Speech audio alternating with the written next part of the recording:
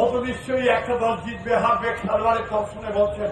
আমি বলি কাল জিতবে ফুটবল, কালকে যে পক্ষ খেলুক না কেন জিতবে কিন্তু ফুটবল। আর তার আঙিনা হচ্ছে কল্যাণী স্টেডিয়াম। শুধু ফুটবল জিতবে না, কল্যাণীর মানুষ জিতবে। এই কল্যাণী স্টেডিয়াম এখন বাংলার ফুটবলের মক্কা হয়ে গেছে।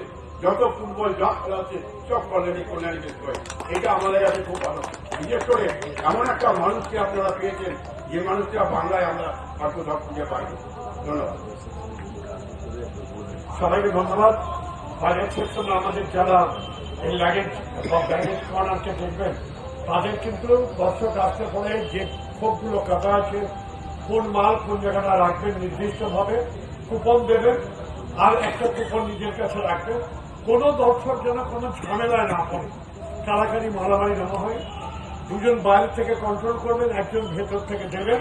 খুব পিসফুলি যেন এই আদান প্রদানগুলো হয়।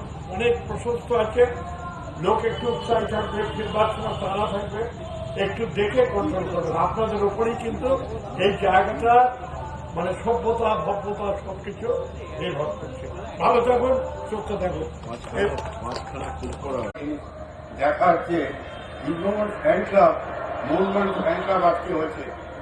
আমাদের সময় যদি 8 কোটি বাংলার যদি মানুষ থাকতো তা আমাদের 5 কোটি ইজমল সাপোর্টার, 3 কোটি মোহনবাগান সাপোর্টার, 5 কোটি ছিল মোহনবাগান ইজমল ফ্যান। তো তখন কিন্তু এই আলাদা করে ফ্যানের কিছু দরকার ছিল না, কারণ সবাই মাঠে ছুটতো ফুটবলারদের টানে। আজকে আমরা ফুটবলের টানে আমরা যেতে পারছি না, আমরা সেরকম খেলা দেখতে পাচ্ছি না। আমরা কি খেলেছি না খেলেছি সেটা নিলেমেন্টাই দেখেছেন, নিলেমেন্টা জানেন। তো আমি একটা কথা বলছি, এই যে মাঠ, কল্যাণী স্টেডিয়ামের মাঠ, কালকের ম্যাচ এত সুন্দর একটা ওয়েদার, তা আমাদের বৃষ্টি হয়েছে, স্ল্যাশি গ্রাউন্ড। ইস্টবেঙ্গল মোহনবাগান, এখানে আমি ইস্টবেঙ্গলের হয়েও বলছি, মোহনবাগান কিন্তু অ্যাডভান্টেজে আছে। এটা খুব সাবধান। আমি ইস্টবেঙ্গল প্লেয়ারদের বলবো প্রথম থেকে অন্তত 15 মিনিট, ফার্স্ট 50 মিনিট ঝাঁপিয়ে পড়ে ইস্টবেঙ্গলের দাঁড়, মোহনবাগানকে দাঁড়াতে হবে।